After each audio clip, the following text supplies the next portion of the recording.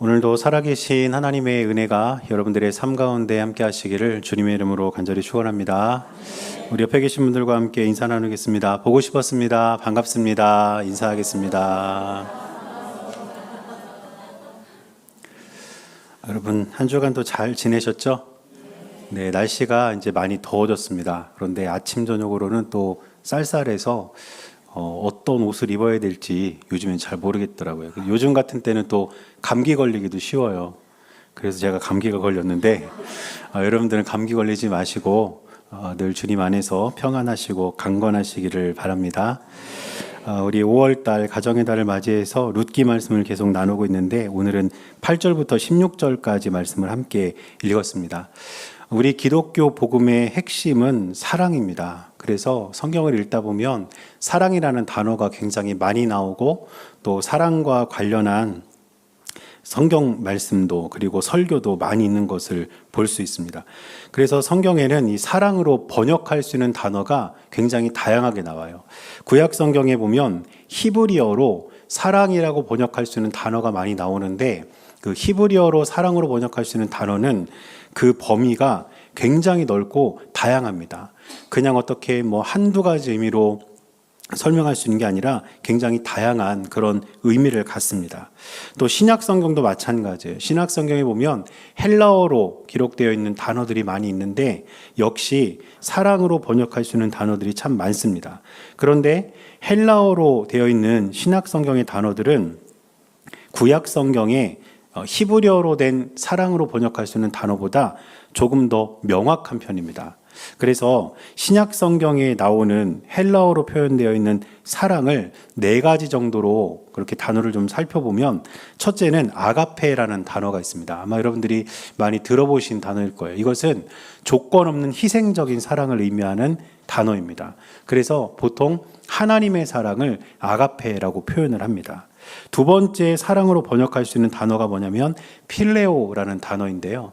이 필레오는 또 뭐냐면 인간적인 어떤 정과 또 유대감을 나타낼 때 이 필레오라는 단어를 씁니다. 역시 사랑을 기반하고 있는 단어고 이것은 친구 사이의 우정, 친구 사이의 애정 이런 걸 표현할 때는 이 필레오라는 단어를 씁니다.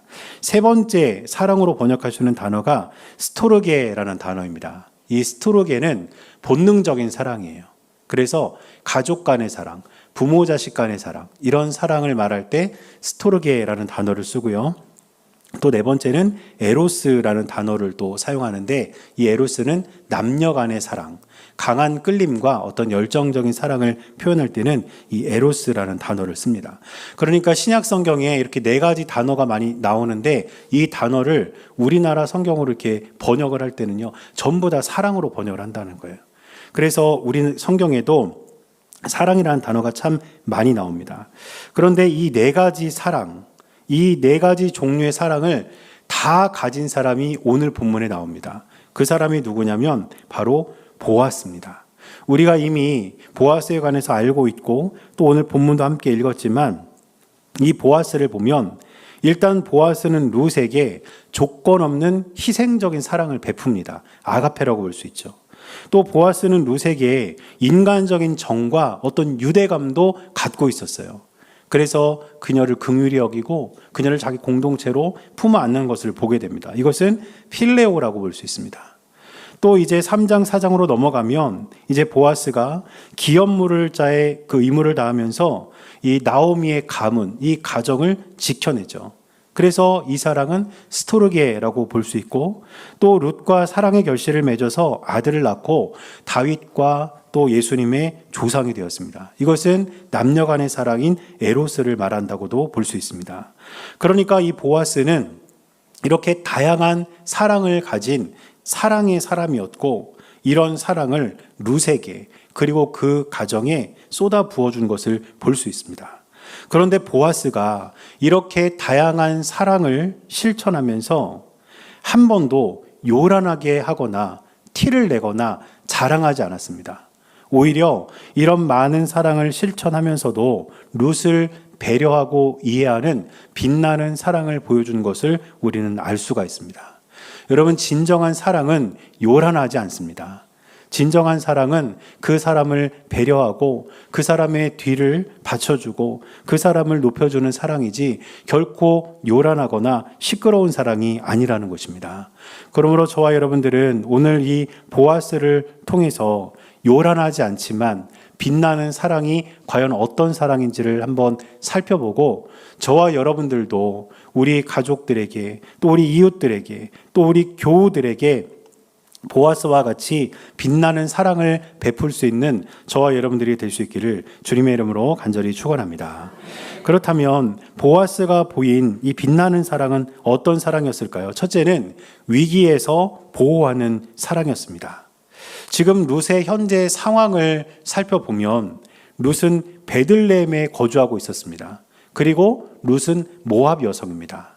여러 번 말씀드렸지만 당시에 이스라엘과 모압은 서로 적대하는 상황이었습니다. 이스라엘 사람들은 모압 사람들을 좋아하지 않았고 모압 사람들은 이스라엘 사람들을 좋아하지 않았어요. 그런데 모압 여인 룻이 지금 베들레헴, 이스라엘 사람들 안에서 살고 있는 그런 상황이었다는 것입니다. 또 룻은 시어머니인 나오미와 단 둘이 살고 있었어요. 단 둘이 살고 있었기 때문에 어떤 경제적인 여유가 없었고 하루 먹을 양식이 없을 정도로 가난한 삶을 살고 있었습니다. 그래서 지금 룻의 상황을 보면 사회적으로나 경제적으로나 큰 위기 속에서 살고 있었다는 것을 알 수가 있습니다. 그런데 이런 룻을 만난 보아스가 룻을 뭐라고 부르냐면 오늘 본문의 8절 앞부분을 보니까 이렇게 기록합니다. 보아스가 룻에게 이르되 내 딸아 들으라 이렇게 말합니다. 지금 보아스가 룻을 뭐라고 불렀냐면 내 딸아 이렇게 불렀다는 거예요. 전에도 말씀드린 것처럼 당시의 여성은 어떤 존재냐면 남성의 보호 아래에 있는 존재였습니다. 그래서 태어났을 때는 아버지의 보호 아래에 있어야 하고 결혼했을 때는 남편의 보호 아래에 있고 나중에 노년이 되어서는 아들의 보호 아래에 있는 그런 남성의 보호를 받아야 되는 존재가 여성인데 지금 룻은 시어머니와 단둘이 살면서 남성의 보호를 받지 못하는 즉 사회적으로 보호자가 없는 상황에서 살고 있었다는 거예요. 그런데 그런 룻을 보고 보아스가 내 딸아 이렇게 불렀다는 것은 무슨 뜻이겠습니까? 지금 보아스는 룻을 사회적으로 제도적으로 보호하겠다는 의지를 가지고 룻을 그렇게 애정을 담아 불렀다는 것입니다. 또 8절 이어지는 말씀을 보면 이렇게 기록합니다. 이삭을 주우러 다른 밭으로 가지 말며 여기서 떠나지 말고 나의 소녀들과 함께 있으라. 지금 보아스는 이삭을 줍고 있는 룻에게 자기 소녀들과 같이 있으라고 이야기합니다. 룻은 밭에 갈 때는 처음에는 낯선 개인으로 그 밭에 가서 이삭을 주었습니다. 그런데 보아스의 이 한마디로 인해서 이제 더 이상 룻은 낯선 개인이 아니라 보아스의 밭에서 일하고 있는 그 소녀들의 공동체 안으로 들어오게 되었고 이것은 공동체 안에서 이제 룻이 보호를 받게 되었다는 것을 의미하는 것이죠. 또 9절 말씀에 보면 이렇게 기록합니다. 그들이 베는 밭을 보고 그들을 따르라. 내가 그 소년들에게 명령하여 너를 건드리지 말라 하였느니라. 목이 마르거든 그릇에 가서 소년들이 길어온 것을 마실지니라. 이렇게도 이야기합니다. 보아스는 추수하는 일꾼들에게 지시합니다. 뭐라고 지시하냐면 이 룻을 함부로 대하지 말아라. 이렇게 지시했다는 거예요. 여러분 추수하는 일꾼들 입장에서 뒤를 따라오면서 이삭을 줍는 여인들은 어쩌면 귀찮은 존재로 여겨졌을 거예요. 추수하기도 바쁜데 여자들이 뒤를 졸졸 따라오면서 그 이삭을 막 줍고 그렇게 한다는 게 일꾼들 입장에서는 굉장히 귀찮을 수도 있다는 것입니다.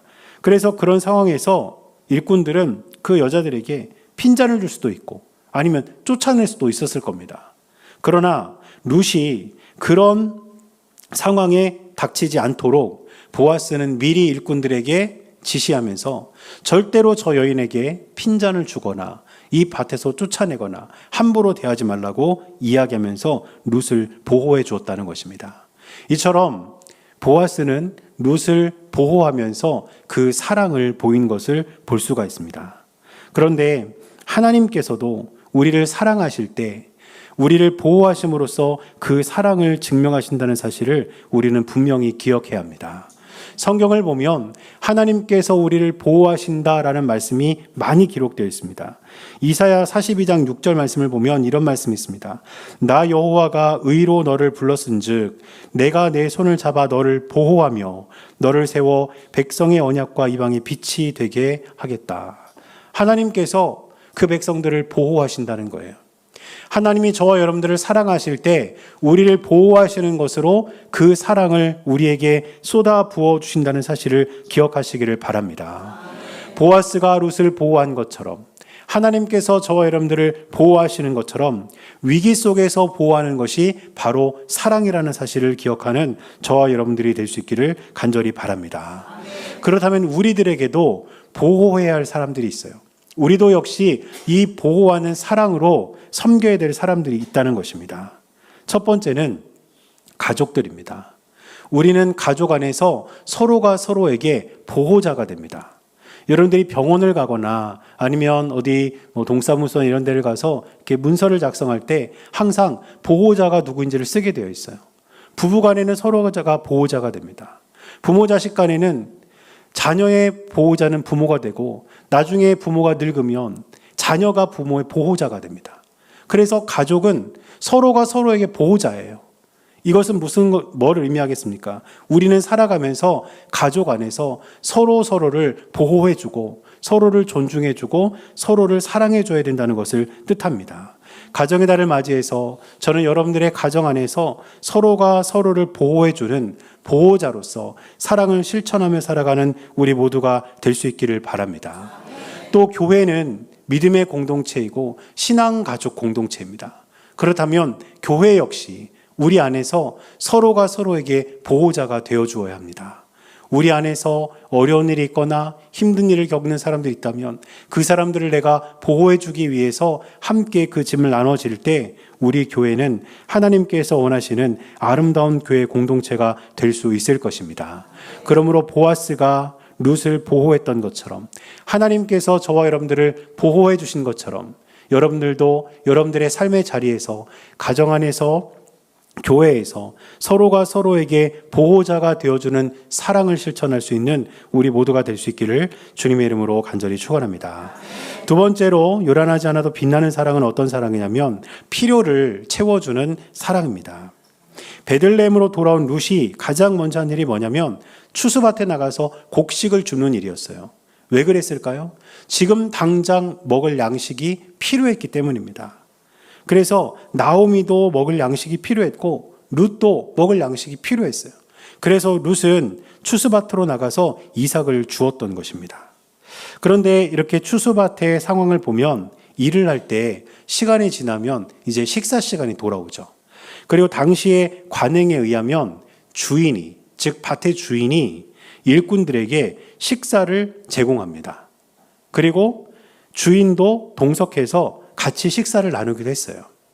그런데 이삭을 줍는 사람들은 이 식사 자리에서 제외되었습니다.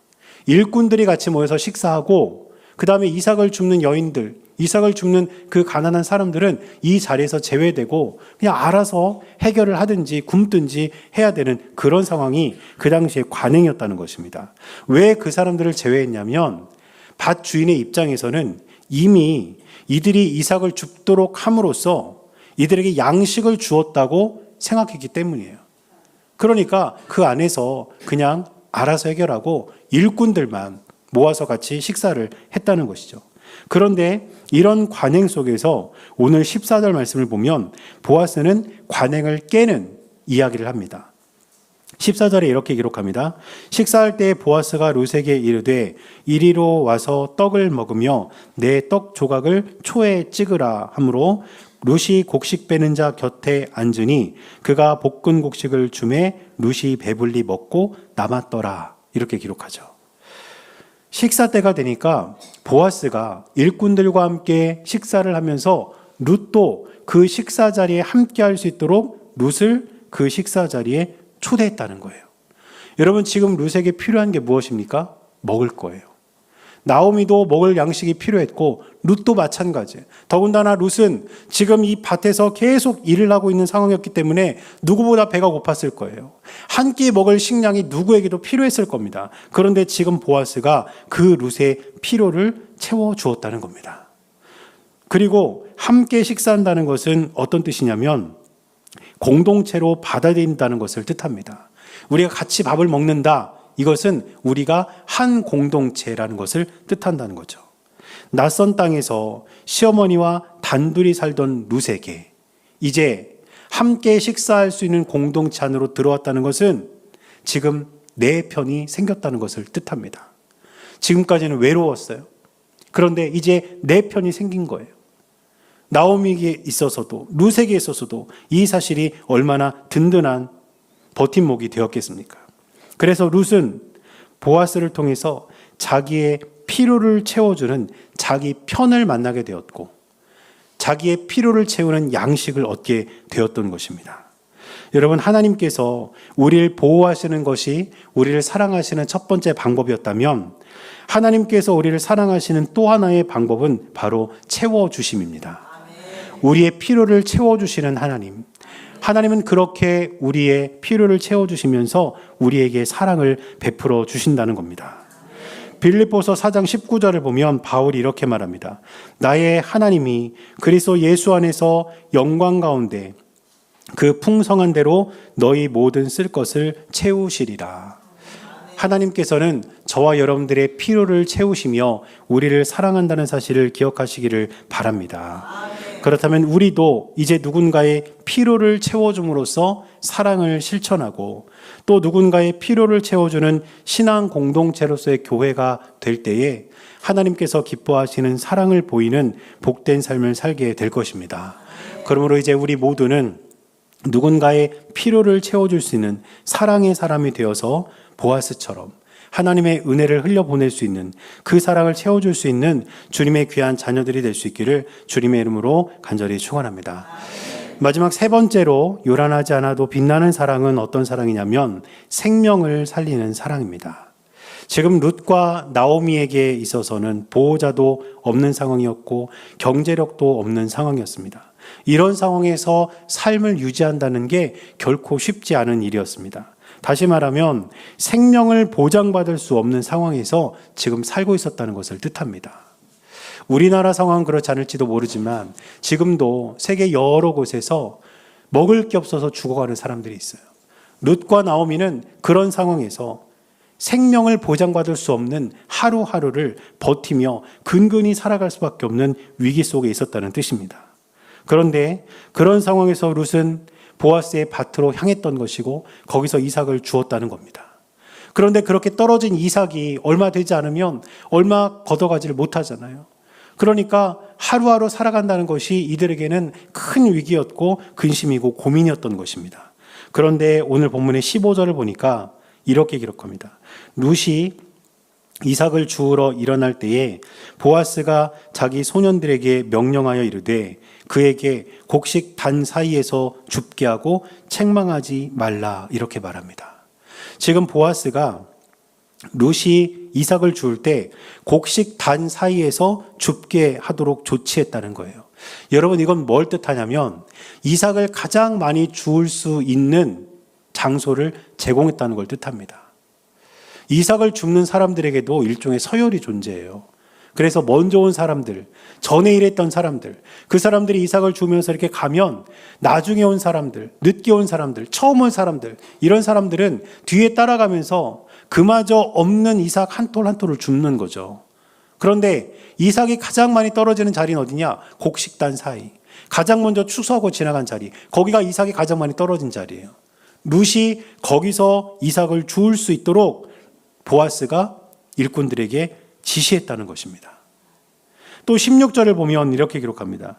또 그를 위하여 곡식 다발에서 조금씩 뽑아버려서 그에게 줍게 하고 꾸짖지 말라 하니라. 여러분, 이것은 더 충격적인 조치죠. 어쩔 수 없이 이삭이 떨어지는 것 줍도록 하는 게 아니라 일부러 곡식을 좀 흘려주라는 거예요.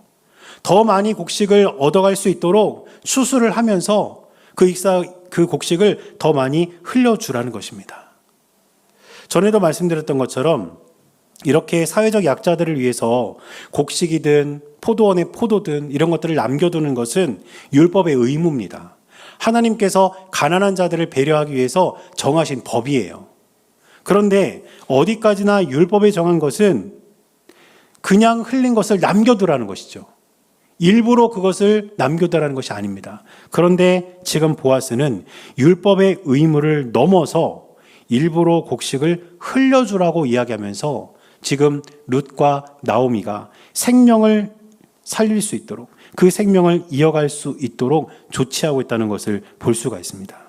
결국 보아스가 베푼 이 사랑은 룻과 나오미에게는요, 생명의 양식이 되었고 결국 두 사람을 살게 했다는 것을 뜻합니다. 이처럼 보아스는 룻과 나오미의 생명을 살리는 사랑을 보여줌으로써 이들에게 든든한 버팀목이 되었던 것을 볼 수가 있습니다. 생명을 살리는 사랑, 이것은 보아스가 룻에게만 베푼 사랑이 아니라 하나님께서도 저와 여러분들에게 베푸신 사랑이라는 것을 기억하시기를 바랍니다. 특히 우리는 죄에 빠져서 죽을 수밖에 없는 사람들이었습니다. 그러나 하나님께서는 죄에 빠진 우리를 살리시기 위해서, 그래서 우리에게 영원한 생명을 주시기 위해서 예수 그리스도를 이 땅에 보내주심으로써 그 사랑을 보여주었습니다. 로마서 5장 8절에 보니까 바울은 이렇게 기록합니다. 우리가 아직 죄인 되었을 때에 그리스도께서 우리를 위하여 죽으심으로 하나님께서 우리에 대한 자기의 사랑을 확증하셨느니라. 우리는 죽을 수밖에 없는 존재인데 하나님께서 저와 여러분들을 사랑하셔서 영원한 생명을 주시기 위해 예수 그리스도를 보내주셨다는 것입니다. 그러므로 저와 여러분들은 예수 그리스도를 믿는 믿음으로 구원받아 영원한 생명을 얻었고 하나님 나라의 자녀가 되었다는 사실을 기억하시기를 바랍니다. 그렇다면 이제 우리들도 누군가를 살리는 일에 동참해야 할 것입니다. 누군가를 살리는 사랑을 베풀며 살아가는 저와 여러분들이 되어야 한다는 사실을 꼭 기억할 수 있기를 바랍니다. 물론 우리가 살아가는 나의 삶도 현실적으로 녹록지 않고 힘이 들지만 우리 주변을 돌아보면 내가 살릴 수 있는, 내가 생명을 이어가도록 조금이라도 도와줄 수 있는 사람들이 있다는 것을 우리는 알 수가 있습니다. 그렇다면 우리가 하나님으로부터 영원한 생명을 받은, 그 사랑을 받은 사람으로서 우리도 누군가를 살리는 일에 동참해야 되지 않겠습니까? 제가 작년 12월에 시청에 좀 볼 일이 있어서 시청에 몇 번 이렇게 다녀온 일이 있습니다. 그래서 시청에서 이제 일을 보고 이렇게 나오는데 한 단체에서 후원자를 모집을 하고 있더라고요. 꽤 큰 단체고 검증된 단체입니다. 특별히 이제 아이들에게 이렇게 양식을 나눠주는 그런 단체입니다. 국내 결식 아동, 또 해외 위기 아동, 이 아동들을 위해서 후원하는 단체인데 그 단체에서 이제 나와서 이렇게 후원을 받으면서 제가 지나가니까 저에게도 요청을 하더라고요. 그러면서 저에게 그러는 거예요. 혹시 목사님이세요? 그러는 거예요. 저를 보자마자 깜짝 놀랐어요. 여러분 제 얼굴이 목사님처럼 생겼습니까? 그렇다면 다행인데, 그래서 제가 곰곰이 생각해 봤어요. 도대체 내가 목사인 걸 어떻게 알았을까? 그랬더니 제가 추정한 건 그래요. 정장을 입고 가방을 들었는데 스타렉스에서 내리면 목사예요. 보통 정장을 잘 차려입고 이렇게 서류 가방을 들면 좋은 승용차를 타고 다녀야 뭐 기업의 영업사원이라든지 뭐 이렇게 이해할 수 있는데 스타렉스나 스타리아를 타고 다닌다 그럼 100% 목사입니다. 아마 그래서 목사인 걸 알지 않았을까 싶더라고요. 근데 혹시 목사님이세요? 라고 하면서 후원을 요청하는데 제가 저 목사 아니에요 이렇게 거짓말할 수도 없고, 그렇다고 저 지금 안 돼요 이렇게 할 수도 없잖아요. 그래가지고 이제 대화를 좀 했습니다. 이제 그분도 아르바이트가 아니라 자원봉사를 나온 거더라고요. 대학생인데.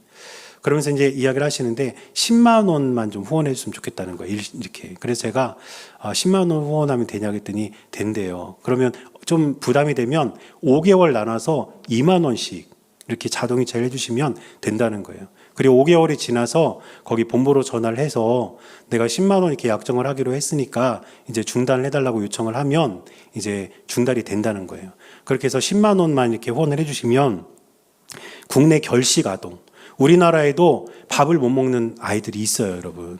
그런 아이들에게 끼니를 제공할 수 있고, 해외 위기 아동, 해외에서 굶어서 죽어가는 아이들, 교육을 받지 못해서 5살, 6살 때부터 일터로 내몰린 아이들, 이런 아이들을 도와줄 수 있다는 거예요. 그래가지고 어떻게 해요? 목사인 거 들통났고, 목사가 후원 안 한다고 하기도 어렵고, 그래가지고 2만 원씩 5달을 하기로 해서 신청서를 작성을 했습니다. 12월 달에. 그래서 이제 12월 달부터 이제 그게 이제 2만 원씩 제 통장에서 빠져나가는 거예요. 5개월 동안. 12월, 1월, 2월, 3월, 4월. 끝났잖아요. 그래서 5월 달에 돼서 끝났다, 이제. 그래서 이제 전화를 해가지고 제가 그만 이제 하겠다. 우리 약속한 10만 원이 다 됐으니까 그만하겠다고 좀 하려고 전화기를 들었다가 그런 생각이 들었습니다. 내가 이거를 그냥 끊어버려서 2만 원이 내 통장에 그냥 있어도 2만 원이 있어도 나는 별 이렇게 큰 차이가 없는 것 같고 2만 원이 빠져나가도 내가 굶어 죽을 일은 없을 것 같은데 이 2만 원이 흘러갔던 그 아이들은 어떻게 될까? 이 2만 원이 흘러갔던 해외 아이들은 또 어떻게 될까? 물론 다른 후원자가 있어서 그 아이들 계속 후원을 하겠죠. 그러나 내가 이 후원을 끊지 않으면 또 다른 누군가가 후원을 하면 혜택을 받을 수 있는 아이가 한 명 더 늘어나는 거잖아요. 그래서 그 전화를 해서 후원을 그만하겠다고 끊어버리려다가 그냥 전화를 안 했습니다. 앞으로 제 통장에서는 2만 원씩 계속 나갈 거예요. 근데 사실 부담도 돼요. 왜냐하면 이미 예전부터 후원하고 있던 단체가 여러 군데가 있었기 때문에 또 한 군데를 이렇게 추가해서 한다는 게 좀 부담도 됩니다, 사실은. 그런데 내가 정말 누군가를 살릴 수 있는 일에 이렇게 작은 일이라도 동참을 할 수 있다면 이것이 하나님께서 원하신 일이 아니겠는가. 내가 한 달 살면서 밥 한 끼 안 사 먹고 커피 한두 잔 안 사 마시면 얼마든지 할 수 있는 일인데 이런 생각을 해보게 됐습니다. 여러분, 우리가 예수 그리스도를 믿는 믿음으로 구원받고 영원한 생명을 얻었습니다. 이건요, 그 무엇과도 비교할 수 없는 사랑을 받은 거예요. 그렇다면 우리도 누군가 생명을 살릴 수 있는 일이 있다면 제가 여러분들에게 막 후원하라 이렇게 말씀드린 게 아니라 여러분들이 살아가시면서 내가 누군가를 도와주고 생명을 살릴 수 있는 일이 있다면 기꺼이 그 생명을 살린 일에 동참하는 것이 하나님께서 우리에게 원하시는 삶이라는 것을 우리가 기억할 수 있기를 바랍니다. 보아스가 보여준 이 사랑은요, 화려하거나 요란하지 않았어요. 그러나 한 사람을 보호했고요, 그 사람의 필요를 채워줬고 그 사람의 생명까지 살린 빛나는 사랑이었습니다. 그렇다면 저와 여러분들도 우리가 살아가는 삶의 자리에서, 여러분들의 가정에서, 또 교회에서, 여러분들의 삶의 자리인 일터에서 보아스와 같은 그 사랑을, 그 빛나는 사랑을 실천하며 살아갈 수 있는 저와 여러분들 모두가 될 수 있기를 주님의 이름으로 간절히 축원합니다.